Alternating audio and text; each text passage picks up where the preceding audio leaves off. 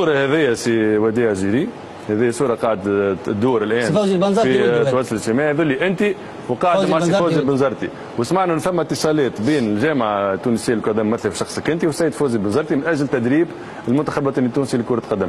هل من توضيح؟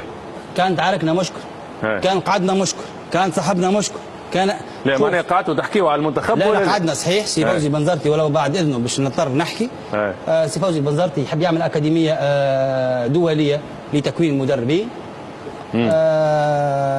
كلم قلت له هذا في التليفون، هي جاي شوف البروجي، جاي لتونس تقابلت انا وياه ولده، وقلت له عندنا 3 شروط باش نجموا نوافقوا على المبدا هذا.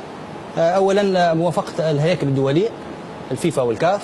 2 ان مصادقه المسبقه من الاداره الوطنيه الفنيه على المكونين نتاعك، على برامجك النظريه والتطبيقيه، وهنا يعرف بالقداش سي منصار شنو نقصد، وعلى ساعات الدراسه والعمل التطبيقي. ثم الناجحين يلزمهم يتعدوا الى امتحان معادل من الاداره الوطنيه للتحكيم. معناها اللخص ماهوش على موضوع المنتخب، ما عنده حتى علاقه بالمنتخب. لا هو يقترح في نفسه ولا نقترح اي تدريب، وحظ سعيد ليه ونجم هذه سهل.